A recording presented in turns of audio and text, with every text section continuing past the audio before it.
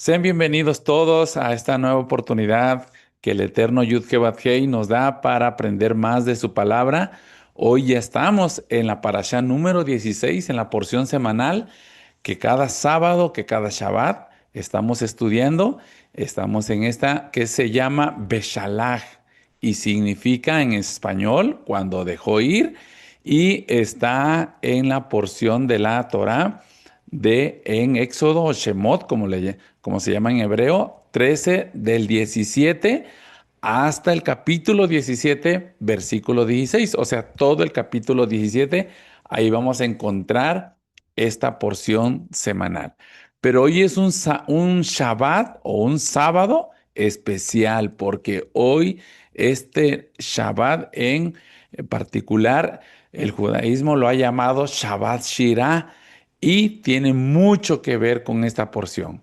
¿Por qué Shirah? ¿Por qué Shabbat y Shirah? Shirah significa canto, canción, entonar una porción, una frase. Entonces, hoy estamos en esta porción donde cruzan el mar de juncos, ¿verdad? Vamos a ver que cantan una canción cuando ellos cruzan, alabando y exaltando al Eterno por esa maravilla que hizo al abrir ese mar en dos. Entonces, por eso se le llama Shabbat Shirah, porque es el Shabbat del canto. Es el nombre del Shabbat en el que se lee esta parashá, Beshalach, y por eso recibe este título, porque en esta porción aparece de los momentos más sublimes, más tremendos de la Torá, y es donde sucede lo del canto. Este cántico es la expresión de un pueblo que después de siglos de esclavitud finalmente respira libertad y reconoce la mano del Eterno en su salvación. Es un canto que nace del asombro, del alivio, de la fe, de la emuná y de la victoria. Recordemos que emuná significa creer, absoluta confianza, pero también obediencia. Bueno, ¿qué estamos celebrando en este Shabbat Shirah?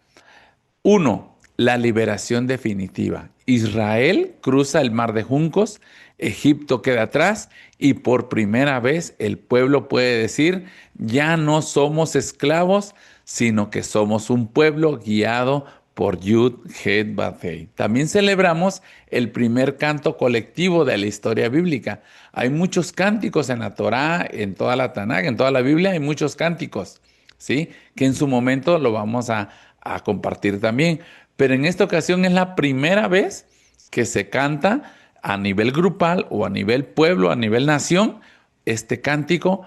Y qué tremendo cántico, qué hermosas palabras dice. Lo vamos a ver en la ley número 3. Amén.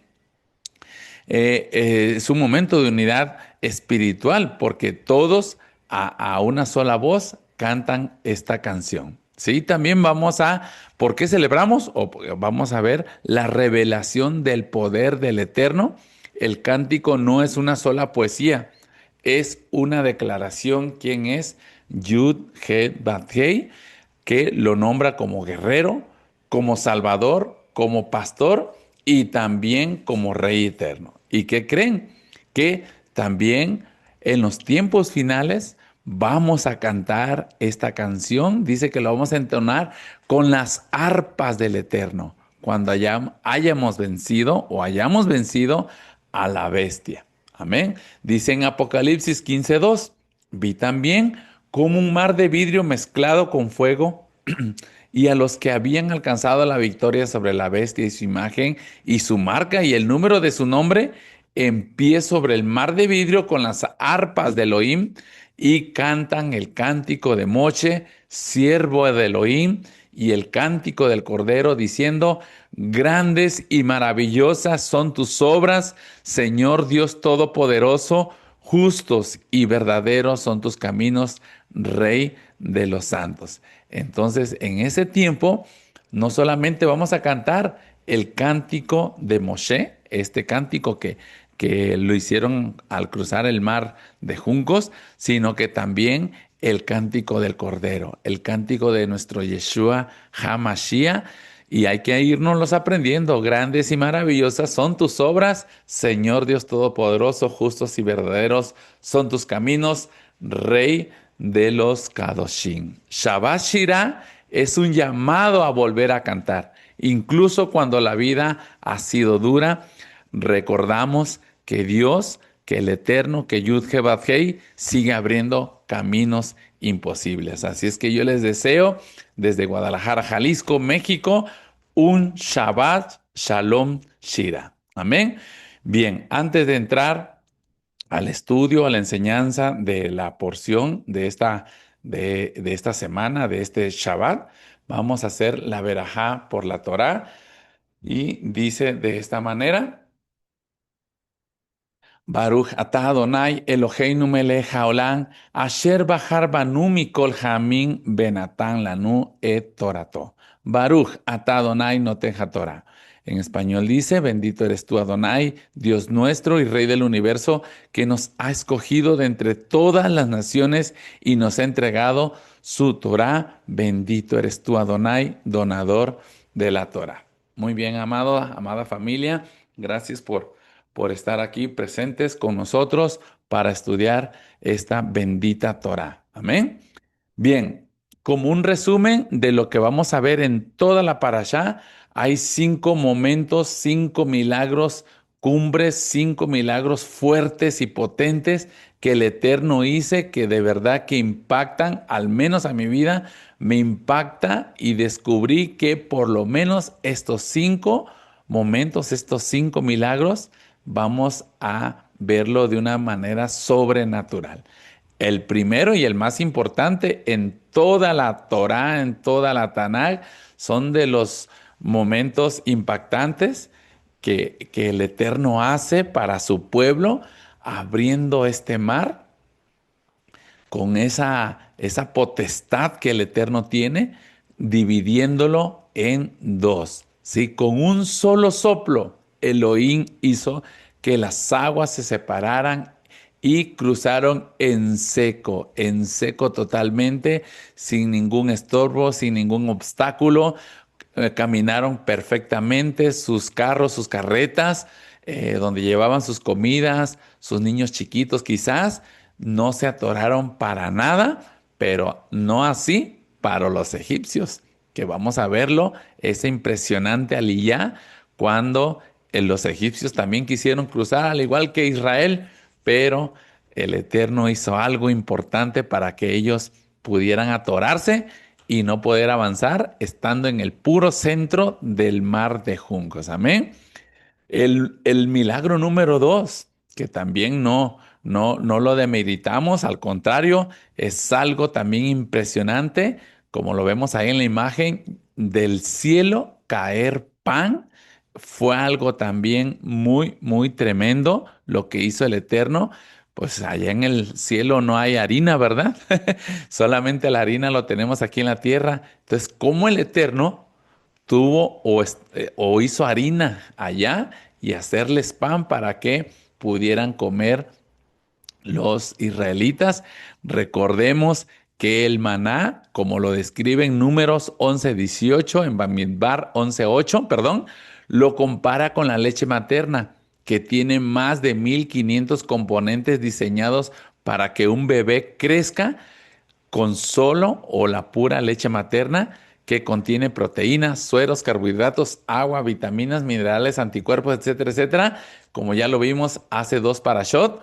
Entonces, este pan lo comparó Moisés en Números 11:8 como con la leche materna, que tenía todo para sobrevivir 40 años. No necesitaban más, no necesitaban ni carnes, no necesitaban ni vegetales, ni nada de eso. Solamente con el puro maná, con el pan del cielo, fue la fuente de su nutrición, el sustento y también protección. Así es que esto también fue un milagro importante que el Eterno hizo en el desierto. Pero también estuvieron las aguas amargas. ¿Cómo es posible que con un madero, al echarlo a las aguas, se endulzaron? Y aquí nos da sombra profética de lo que hizo nuestro Mesías Yeshua, Jesucristo como lo conocemos, que hizo Yeshua, que en un madero también nos endulzó la vida, una vida que teníamos de pecado, una vida que teníamos de opresión del enemigo. Él viene con el madero a endulzarnos también nuestras vidas. Amén. Pero también sucede otro milagro. En el desierto donde no hay agua, el Eterno hizo brotar a través de un golpe con su vara de Moshe, hizo brotar aguas, manantiales, no un chorrito, fueron manantiales para que más de 3 millones de personas tomaran agua en ese desierto. También a mí, en lo personal, se me hizo algo tan importante. No sé cuántos han ido a un desierto, sí, pero yo he pasado por uno o por dos, por lo menos. He pasado y no hay vida, no se ve todo seco y de verdad que es el decir que haya una roca brotando manantiales de agua es inconcebible, de verdad. Entonces, esto también fue algo sobrenatural, algo de que venía del Altísimo para poder hacer eso. Y también no demeritamos la victoria que tuvo el pueblo de Israel contra los amalecitas, perdón, sí, contra Amalek, pues. Entonces, también esto, ellos sin saber nada de guerra, viniendo de esclavitud, no sabiendo absolutamente nada, cómo enfrentar a un enemigo, ¿sí? Vencieron también a un ejército organizado como es Amalek, y Amalek que siempre ha odiado a Israel. Entonces vemos cómo el Eterno pudo darle la victoria a un pueblo que era esclavo y que no tenía ni nociones de cómo hacer un ejército. Amén. Pero bueno, ahora yo les voy a compartir esto, que vamos a analizarlo diciendo que Israel hizo un bautismo, una tevilá, una inmersión, ¿sí? En el término hebreo se llama tevilá. Lo conocimos en el término griego en nuestras traducciones como un bautismo. Amén. Dice en Shemot 14:22, y los hijos de Israel entraron por en medio del mar, en seco, teniendo las aguas como muro a su derecha y a su izquierda. Esa palabra entraron por en medio es la palabra tabej, por en medio se traduce, ¿sí? Entonces, aquí hace alusión de que ellos entraron al mar con un propósito. Primera de Corintios 10:2 lo confirma. El Rab Shaul, el apóstol Pablo, dice, y todos en Moshe fueron bautizados en la nube y en el mar. ¿Por qué en la nube? Porque esa nube representa a nuestro Mesías, el que los iba a salvar. Mesías significa Salvador, ¿verdad? Entonces, esto quiere decir que fueron bautizados, dice el apóstol Pablo, pero quiere decir que hicieron esta tevilá. Entraron al mar con ese propósito de que ellos fueran purificados, ¿sí? De hecho, la raíz de bautizados en 1 Corintios 10:2 nos lleva a la raíz bapto, que viene de baptizo, dejar abrumado, es decir, completamente mojado en la nube y en el mar, como lo dice el apóstol Pablo. Pero la raíz bapto es arrollar, inundar, es decir, cubrir completamente con fluido, literalmente mojar. Vamos a ver un comentario que nos da los estudiosos de la Torá, los rabinos, los sabios, diciendo que ellos para poder entrar al mar tuvieron que mojarse. O sea, el mar no se abrió así inmediatamente, levantó la vara, no, fue paulatino. Entonces, quiere decir que ellos fueron introduciéndose al mar pero con esa fe, con ese muná, al mojarse. Tuvieron que entrar con sus piececitos dentro del mar y llenarse de agua. Por eso nosotros tenemos este principio de que la Tevilá tiene uno que sumergirse completamente. Todo el pueblo de Israel empezó a caminar, empezó a marchar, porque fue una orden del Eterno, ¿sí? Entonces, Sí, pasaron en seco, pero antes de eso tuvieron que sumergirse. Cuando el Eterno ordenó a Moshe a que sacerdotes, mujeres después de su unidad, leprosos después de ser curados o personas que habían tocado muerto, les ordenó hacerse una tevilá. Eso lo vamos a ver más adelante en las siguientes parashot, pero lo vemos en Levítico, en Baikra 14.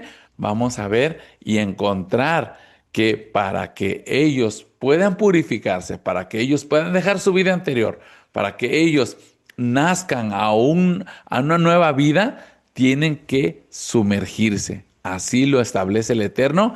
Y por supuesto que este pueblo que venía de idolatría, que venía de tantas prácticas paganas, tenían que, antes de darles la Torá, tenían que hacer una inmersión, una tevilá.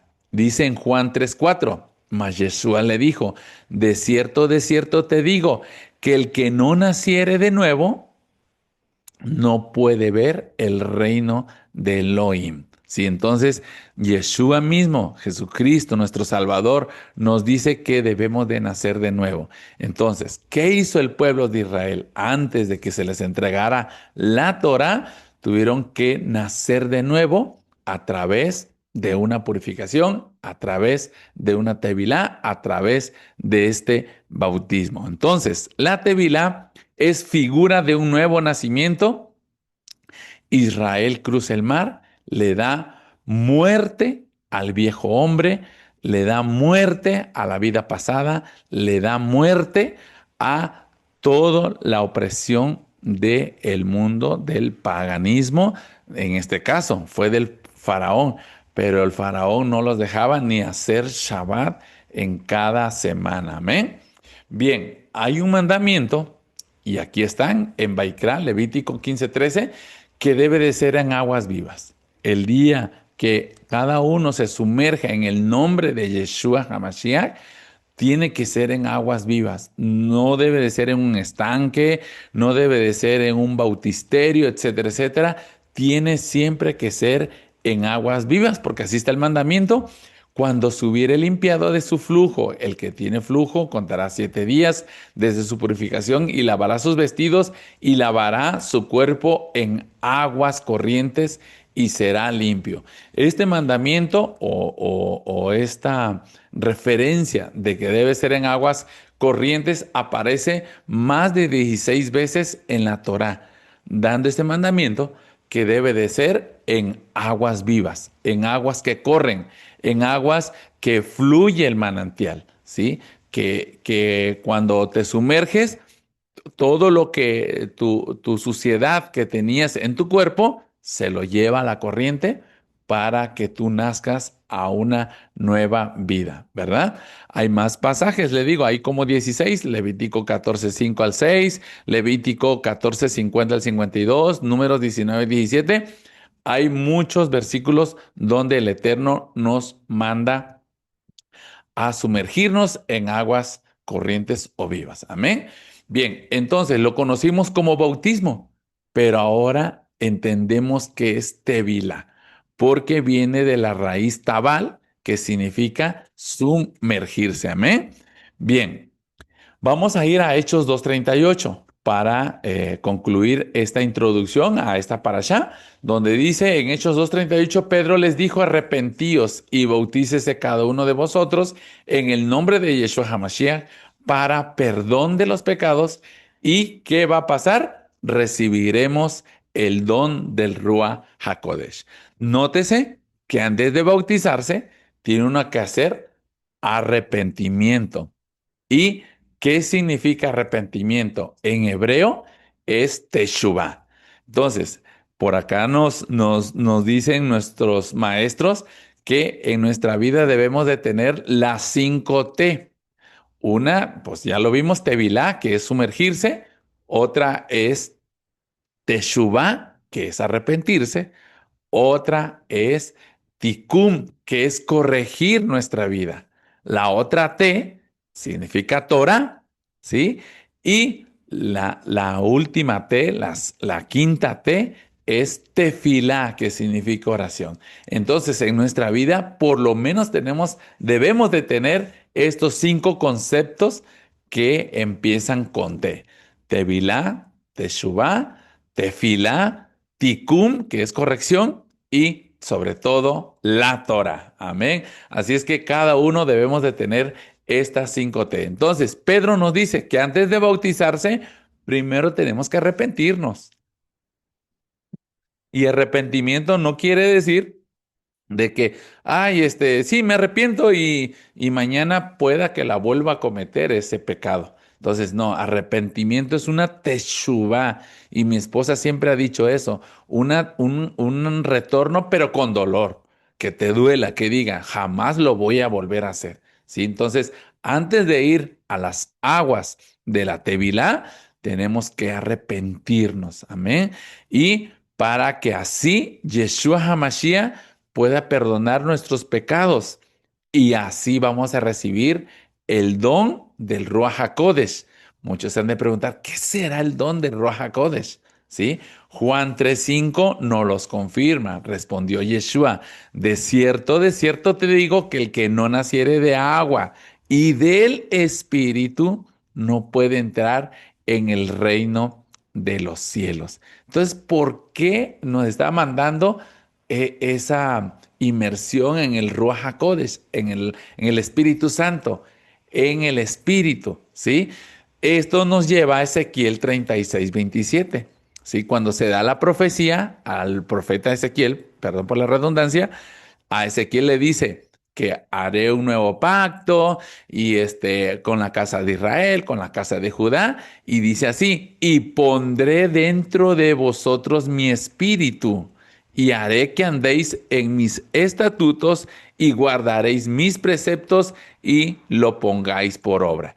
Quiere decir que la inmersión en el espíritu es porque nos va a llevar a la obediencia. Entonces, no solamente nos vamos a sumergir en agua, ¿sí? Para purificación, también en el espíritu porque nos va a llevar a guardar sus estatutos, sus preceptos, sus mandamientos y lo vamos a poner por obra. ¿Qué es por obra? Guardarlos, cumplirlos, obedecerlos. Amén. Entonces, cuando hacemos tevilá, simulamos que sí salimos de un vientre en líquido amniótico y salimos a novedad de vida, a una nueva vida.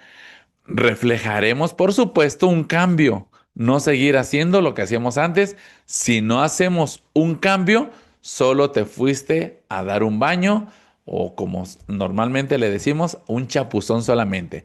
Así es que el día que tú vayas a sumergirte, a hacer una tevilá o a hacerte un bautismo en el nombre de Yeshua HaMashiach, tiene que ser aparte en aguas corrientes, pero sobre todo tiene que ser con esa intención de recibir el Espíritu Santo, el Ruach HaKodesh, que nos va a llevar a la obediencia de sus mandamientos. Entonces, ¿qué hizo Israel para ir concluyendo, familia?